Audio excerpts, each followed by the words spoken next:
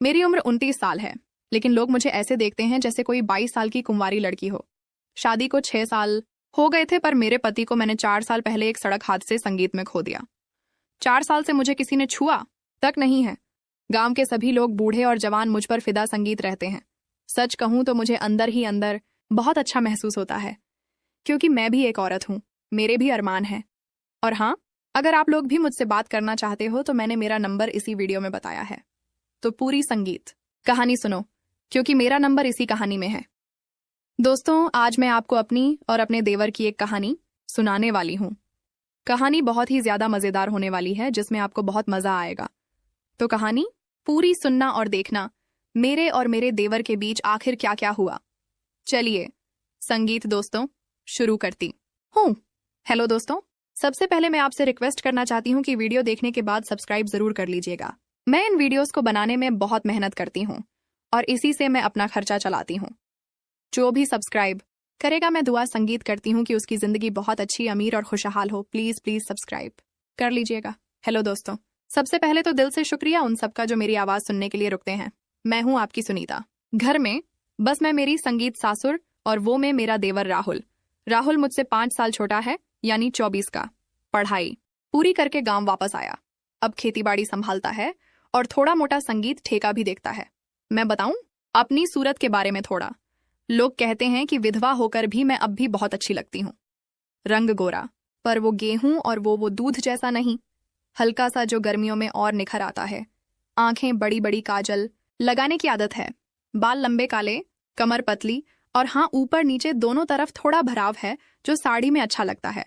घर में साड़ी ही पहनती हूँ, कभी पटियाला कभी सलवार, पर तन्नने पर ज्यादातर साड़ी ही, क्योंकि सास कहती है बहू विधवा होकर भी घर की इज्जत बनाए रख। अब बात करते हैं उसकी, राहुल की। शुरू में तो वह बस एक साधारण लड़का लगता था। मेरे सामने आंखें झुकाकर बात करता, जी भाभी, हाँ भाभी। पर धीरे धीरे कुछ बदलाव आने लगा। नहीं कि वह कुछ गलत करता, पर उसकी नजरें मेरे चेहरे से ज्यादा देर तक नहीं रुकती थी, नीचे सरक जाती थी। कभी मेरी कमर पर, कभी कूल्हों की तरफ, कभी ब्लाउज की तरफ। और जब मैं उसे देखती, वह झट से नजर हटा लेता, चेहरा लाल हो जाता। मैं समझ गई थी कि उसके मन में कुछ चल रहा है, और सच कहूं तो मेरे मन में भी कुछ हलचल होने लगी थी। 5 साल हो गए थे किसी पुरुष के स्पर्श को। मैं भी सोचती, संगीत, हाय अकेलापन। रात को अकेले लेटकर कभी कभी शरीर तड़प उठता, पर मैं खुद को रोकती, क्योंकि यह घर है, यह रिश्ता है, यह समाज है। एक शाम की बात है, मैं बगीचे संगीत में फूलों को पानी दे रही थी। साड़ी का पल्लू कंधे से सरका हुआ था, क्योंकि हवा चल रही थी। राहुल खेत से लौटा था, संगीत मिट्टी से सना हुआ, पसीना पसीना।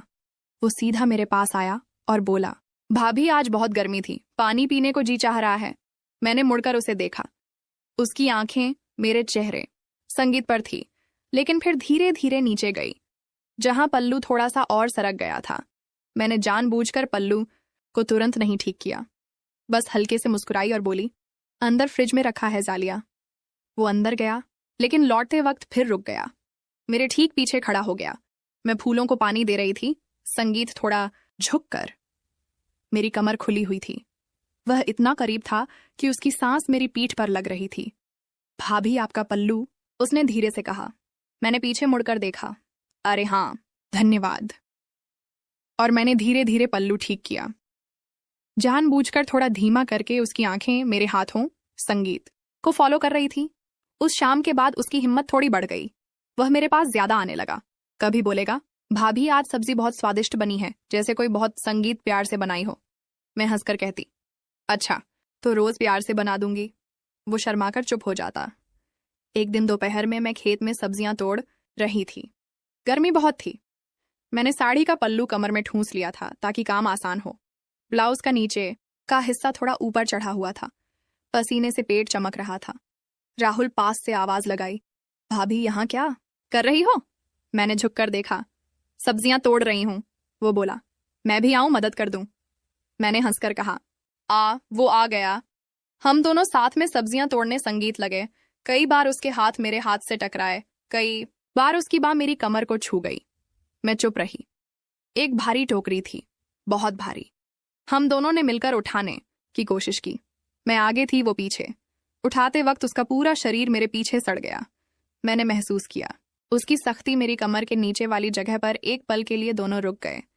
मैंने धीरे से कहा, राहुल संभल, कि वह हड़बड़ा गया। सॉरी भाभी, टोकरी भारी थी। मैंने कुछ नहीं कहा, बस मुस्कुराई और काम में संगीत लग गई। पर उस दिन के बाद वो स्पर्श मेरे दिमाग में बार बार आने लगा। धीरे धीरे बातें घरेलू होने लगीं। वो मेरे साथ रसोई में खड़ा होकर बात करने लगा। कभी मेरी रेसिपी पूछता, कभी मेरी मदद करता, कभी मेरे बालों में उलझा धागा निकाल देता। एक शाम मैंने उसे कहा, राहुल तू शादी कब करेगा? इतना बड़ा हो गया है। वो मेरी तरफ देखकर बोला, भाभी अभी मन नहीं लगता किसी में। मैंने पूछा, क्यों, कोई पसंद नहीं आई? वो मेरी आंखों में देखकर बोला, पसंद तो बहुत पहले हो गई थी, पर वो किसी और की हो चुकी थी। मेरा दिल जोर से धड़का। मैं समझ संगीत गई वो किसकी बात कर रहा है, पर मैंने कुछ नहीं कहा, बस मुस्कुराई और रसोई में चली गई। अगले कुछ महीने ऐसे ही बीते।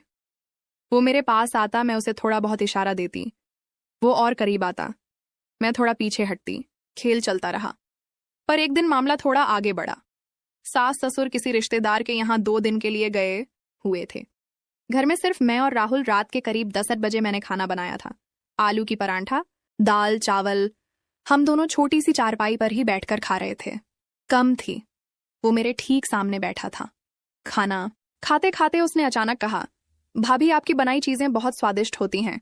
मैंने हंसकर कहा, बस यही सुनना अच्छा लगता है। वो बोला, संगीत, नहीं भाभी, सच में आप जहां हाथ लगाती हो वहां जादू हो जाता है। मैंने नजरें मिलाई। जादू मतलब? वो शर्माया।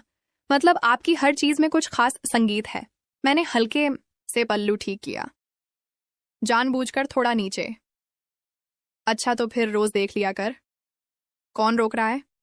उसका चेहरा लाल हो गया। वह चुपचाप खाना खाने लगा। खाना खत्म होने के बाद मैं बर्तन मांजने लगी। वो मेरे पीछे आ खड़ा हुआ। भाभी मैं मदद कर दूं? नहीं तू जा, आराम कर। पर वो नहीं गया, मेरे ठीक पीछे खड़ा रहा। मैं झुकी हुई थी। पानी के छींटे मेरे ब्लाउज पर लग रहे थे। पल्लू गीला होकर चिपक गया। वो धीरे से बोला, भाभी आप बहुत सुंदर लग रही हो। मैंने बिना मुद्दे कहा, अभी हाँ। मैं बुद्धि उसकी आंखों में वह प्यास साफ दिख रही थी। मैंने धीरे से कहा, राहुल ये सब ठीक नहीं है। वो बोला, मैं जानता हूं भाभी, पर मैं क्या करूं? मैं खुद को रोक नहीं पा रहा। संगीत। मैं चुप रही। फिर बोली, अगर मैं कहूं कि मैं भी थोड़ा बहुत महसूस करती हूं, तो उसकी आंखें चमक उठीं। सच में भाभी, मैंने सिर हिलाया।